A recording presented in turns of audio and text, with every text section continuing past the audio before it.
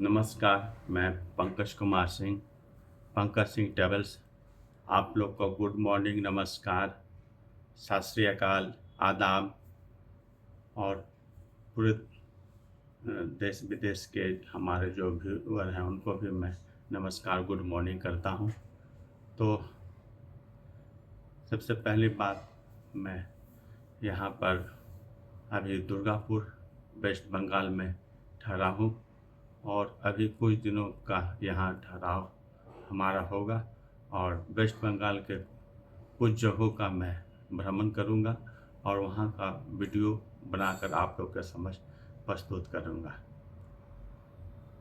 मैं पटना से 16 फरवरी को अंडमान निकोबार के लिए निकल गए थे।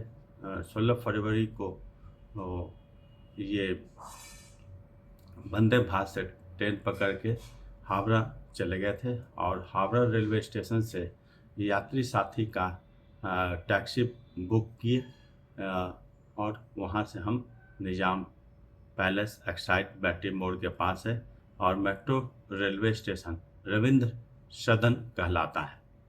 तो हम इसके बारे में यात्री साथी के बारे में एक अलग से ये वीडियो भी बना है और इसके बारे में बता देना सर्वथा उचित रहेगा कि जो है यात्री साथी जो है हावड़ा के कलकत्ता के इलाका में उसके सराउंडिंग्स में ये काफ़ी प्रचलित कैब सर्विस है और कम दर पर, चूँकि गवर्नमेंट से संबद्ध है, वेस्ट बंगाल के गवर्नमेंट से संबद्ध है और ये सेवा अन्य जगहों पर जैसे आसनसोल, दुर्गापुर, सिलीगुड़ी इन जगहों पर भी शुरुआत कर दिया गया है। तो आप बेहिचक ये यात्रा सुरक्षित और रियायत दरों पर उपलब्ध है। तो हम 16 के रात में सेंट्रल गवर्नमेंट के हॉलीडे होम जो कि रेगुलर स्टाफ और रिटायर्ड पर्सन के लिए भी ये सेवा उपलब्ध है। हम सेंट्रल गवर्नमेंट के एम्प्लॉय रह चुके हैं और रिटायर्ड हो गए, इसलिए जो है हमको ये सुविधा अभी भी प्राप्त है। तो मैं वहाँ पर रात में गया था और वहीं ठहराव किया। तो काफ़ी अच्छा कम दर पे 330 रुपया प्रतिदिन के हिसाब से चार्ज है। मैक्सिमम 5 दिन के लिए वहाँ रह सकते हैं। हम 1 दिन के लिए ही बुक कराए थे। साथ ही साथ जो सेंट्रल गवर्नमेंट के हॉलीडे होम है वहाँ पर कैंटीन भी अधिकांश जगहों पर उपलब्ध होता है और वहाँ पर भी जो है रियायत दर पर जो है खाने पीने का अन्य तरह का सामग्री खान पान उपलब्ध रहता है। 16 के रात में हम रात्रि विश्राम किया। 17 को सवेर में 5 बजे जो है सुभाष चंद्र बोस एयरपोर्ट हम प्रस्थान कर गए थे और वहाँ से एयरपोर्ट पर जाने के बाद एंट्री किए और बोर्डिंग पास लेते हुए सुरक्षा जांच कराकर हम सीधा एयरपोर्ट के लॉन्ज पर चले गए थे। लॉन्ज एक बहुत ही इम्पोर्टेंट जगह है जो कि वहाँ पर मात्र 2 रुपया पेमेंट करने के बाद जो है उस लॉन्ज का सेवा प्राप्त कर सकते हैं, जो कि बहुत अनेकों सैकड़ों प्रकार के जो चीज़ें वहाँ पर खाने पीने का सामग्री उपलब्ध रहता है, खाद्य सामग्री उपलब्ध रहता है। तो हम ये सुविधा जो है डेबिट कार्ड और क्रेडिट कार्ड पर मिलता है। बैंक वगैरह में जाने से आप बताएंगे कि हमको जो है लॉन्ज सुविधा लेना है एयरपोर्ट पे, तो आप वो बैंक के कर्मी जो है बैंक से आपको ये सुविधा वाला कार्ड उपलब्ध करा दिया जाएगा। तो उसके बाद हम अपना, चूँकि पहले यूको बैंक के एटीएम कार्ड जो कि मेरे पास डेबिट कार्ड है और उसके बाद एचडीएफसी का भी डेबिट कार्ड है, तो पूर्व में हम यूको बैंक का ही इस्तेमाल करते रहे और एचडीएफसी का भी जो है करीब 15 जगह पर जो है इसका सेवा उपलब्ध है लॉन्ज में। तो हम पहली बार कोशिश किए कि पहले देखते हैं कि एचडीएफसी के बैंक के डेबिट कार्ड से ये सुविधा हमको यहाँ मिलता है कि नहीं मिलता है। तो खैर हमको वो सुविधा वहाँ प्राप्त हो गया। हम आराम से करीबन 1 घंटा वहाँ पर बैठ के अपना बैठे और जो इच्छा रहा बीच-बीच में खाने-पीने का एन्जॉय किया अपना। जब समय हो गया 8:30 का समय था कि आप बोर्डिंग कर सकते हैं, शुरुआत हो जाए। तो हम 8:30 में चल गए 101 नंबर गेट के पास। और जो कि एयर इंडिया एक्सप्रेस का जो है हमारा फ्लाइट था 9:20 में। तो वहाँ पर जाने पर हम अपना बोर्डिंग पास दिखाते हुए अपना फ्लाइट में एयर इंडिया के फ्लाइट में हम बैठ गए। और करीबन जो हवाई यात्रा होता है 2 से 2.5 घंटा का हवाई यात्रा होता है। तो हम जो है वहाँ पर बैठ गए इत्मीनान से और अपना अ, हवाई जहाज़ के खिड़की से कभी देखे, कभी कुछ अपना अ, जो भी हुआ उस 2 घंटा का समय व्यतीत होने के बाद एयरपोर्ट पर वीर सावरकर एयरपोर्ट है यहाँ पर अंडमान निकोबार के वो जो मेन एयरपोर्ट है पोर्ट पोर्ट ब्लेयर, और वहाँ पर जो है हम लोग लैंड करने के बाद हम अपना सामान लेते हुए बाहर निकले। बाहर हमारे टैक्सी वाले इंतज़ार कर रहे थे। टैक्सी के ड्राइवर राजू जी थे। और उसके बाद हम अपने होटल में चेक इन किए। तो होटल में ठहरने के बाद चूँकि टाइम हो गया था, करीबन 12 बज गया था, थकान भी महसूस हो रहा था, तो हम थोड़ा आराम किए।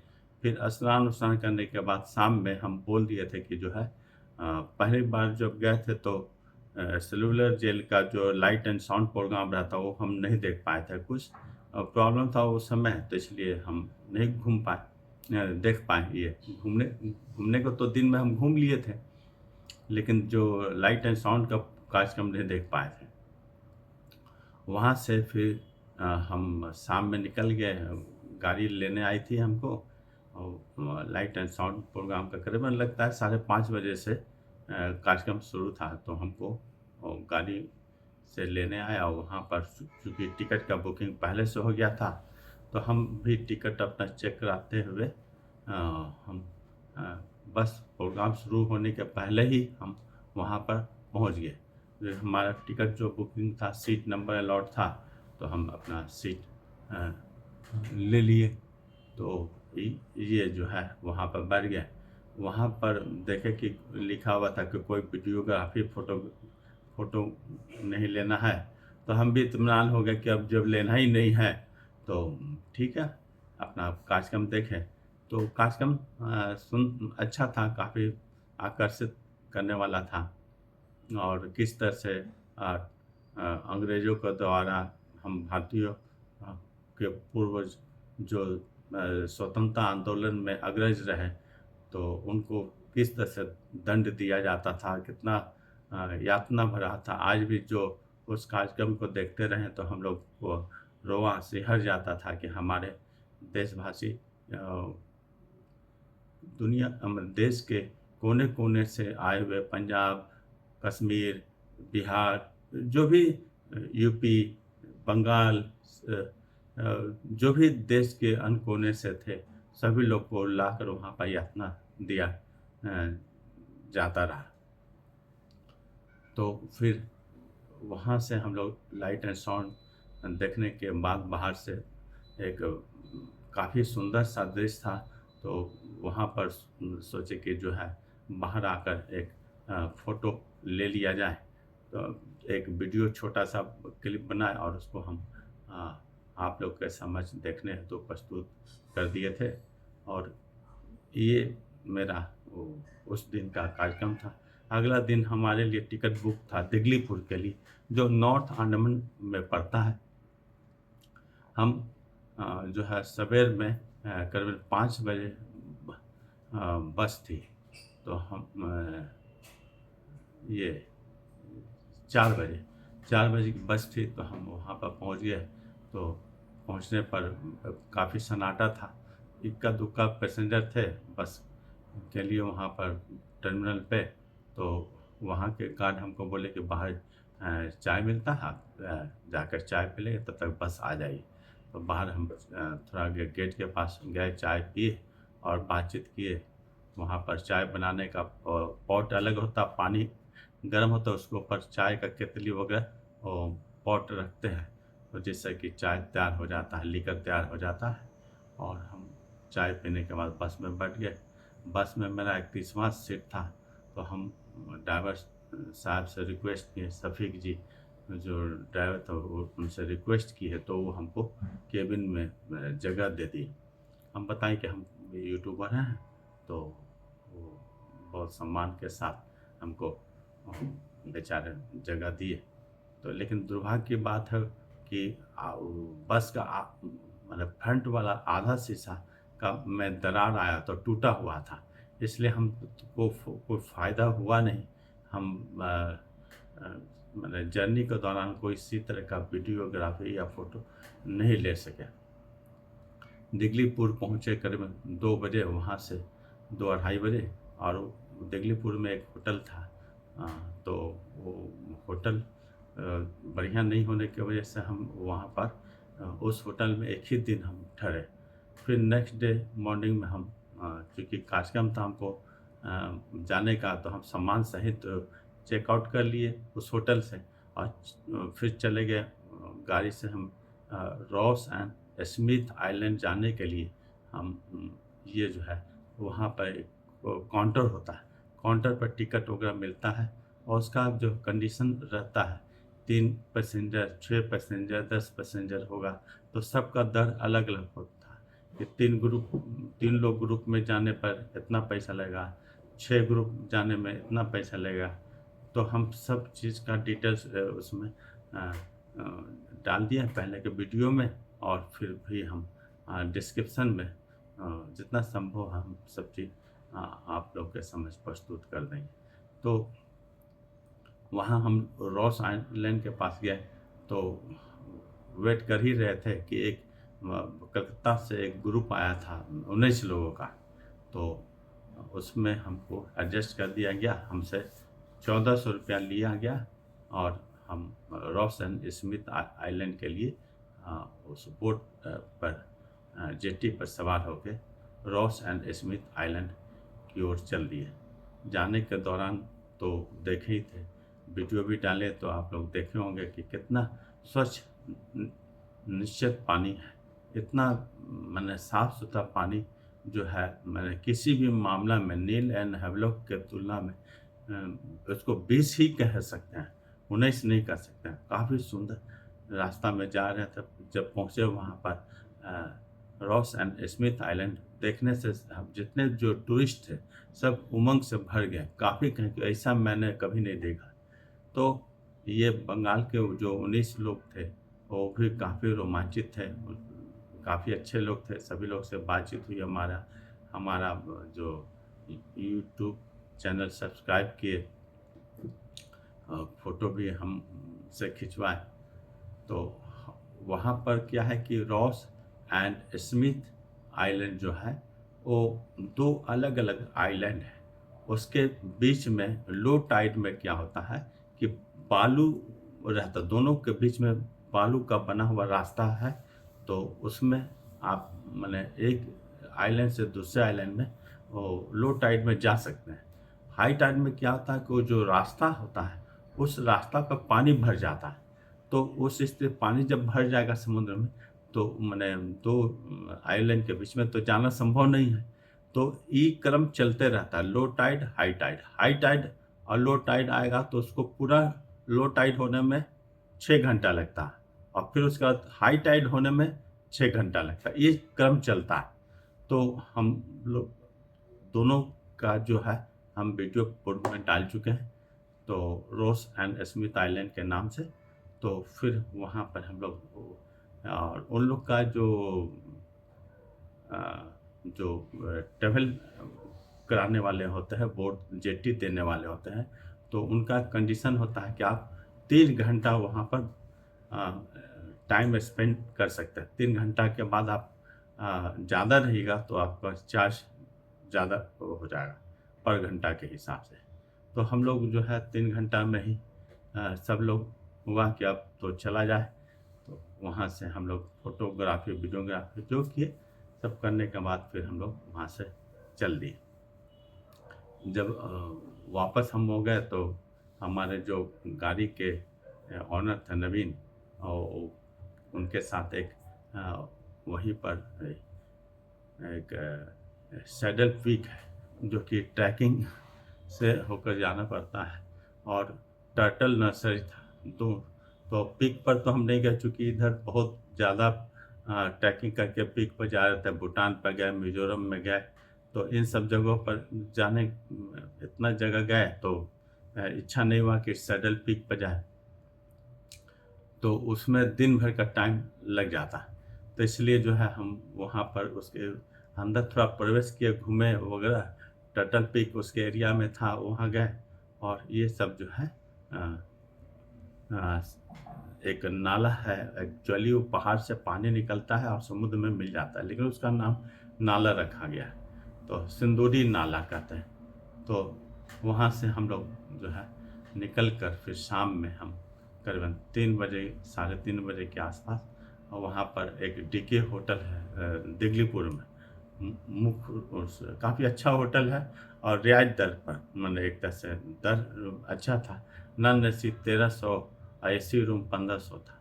तो हम वो ऐसा एसी रूम का ज़रूरत नहीं था, तो वही सिंगल कहिए डबल कहिए वही रूम है। तो उसमें आपको 1300 रुपया प्रतिदिन के हिसाब से भुगतान करना पड़ा। हम वहाँ पर 2 दिन रहे उस होटल में, डीके होटल में। डीके फिर हम जो है अगला दिन सवेर में चल गए मड वोल्केनो। दिगलीपुर से करीब 30 किलोमीटर 35 किलोमीटर का दूरी पर ये दिगलीपुर फॉरेस्ट डिवीज़न में पड़ता है, और मड वोल्केनो है। तो उस अंदर जंगल के अंदर ट्रैकिंग करने पड़ता है। तो बताएं ना कि इस साइड में जो नील आइलैंड, हैवलॉक आइलैंड की तुलना में जो है, इस तरफ टूरिस्ट, जितना टूरिस्ट वहाँ उस ओर जाते हैं, उसका मात्र समझे कि 10% ही लोग इन जगहों पर नॉर्थ अंडमान और मिडिल अंडमान में आते हैं। तो बहुत सा जगह पर हमसे रिक्वेस्ट किया गया कि सर जो है एक वीडियो बना दीजिए, हम लोग का भी कुछ प्रचार हो जाएगा। तो लोग वीडियो देख के लोग, हो सकता है लोग इस तरफ भी आए। तो हमको ठीक है, हम उसका वीडियो बना के भी डाले भी, और रिस्पांस भी अच्छा है।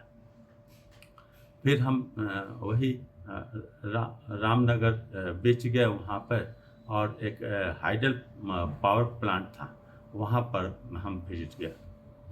रामनगर बीच भी बहुत सुंदर। वहाँ पर जो है स्वयं सहायता समूह के द्वारा जो है दुकान, मोबाइल दुकान खोला गया था हाल में 1 जनवरी 2025 को। तो हम जो है वहाँ पर सभी दुकानों से, 4-5 दुकान था, सभी दुकान से थोड़ा, कहीं कोल्ड ड्रिंक्स, कहीं भूंजा, कहीं फ्रूट्स वगैरह, ये सब हम लिए, थोड़ा सा कि सबको माने हमारे तरफ से एक हेल्प हो जाए। तो ये वहाँ पर एक चीज़ और शुरू किया गया, कॉटेज सर्विस शुरू किया गया है, जो कि काफ़ी अच्छा है। समुद्र के किनारे हैं, आप एंजॉय कर सकते हैं। तो उसका दर भी जो है 1000 रुपया प्रति नाइट के हिसाब से है। तो वो भी अभी हाल में ही शुरू किया है, ओपनिंग हो गया है। और जो भी जाना चाहते हैं, माया बंदर से करीब 50-60 किलोमीटर की दूरी पर रामनगर है। तो हम लोग वहाँ से एक तरफ 50-60 किलोमीटर, दूसरे तरफ से भी 50-60 किलोमीटर था। तो हम वापस आकर वही 3 बजे के आसपास पहुँचे, और उसके बाद वहाँ पर हमारे एक थ्रेड के माध्यम से एक वहाँ पर टूर एंड ट्रैवल्स के परिचय हुआ था। उनके घर हम पहले 1 दिन पहले मिलने आए थे, और दूसरे दिन हमको मैंने आमंत्रित किया गया था कि आइए शाम में। तो फिर हम लोग बातचीत करें। तो वही फिर हम शाम में चल गए उनके यहाँ, और करीबन रात हो गया था। तो हम फिर रात में हम वापस वहाँ से हो लिए। फिर हमको 21 फरवरी को हमको पोर्टब्लेयर लौटना था। लेकिन हम चूँकि हम लिटिल अंडमान जाना था हट हटवे, लेकिन हम जो चूँकि इस क्षेत्र का अच्छे से अथी एक्सप्लोर करना चाह रहे थे, तो उस एरिया का जो है हम अपना कार्यक्रम स्थगित कर दिए और फिर हम माया बंदर चले गए। तो उसके बाद हम वीडियो बड़ा ना हो इसलिए जो है अगले एपिसोड में हम माया बंदर रंगत वगैरह का भी जिक्र करेंगे। फिलहाल जो है मैं यहीं समाप्त करता हूँ। अगले एपिसोड में फिर मिलते हैं। नमस्कार।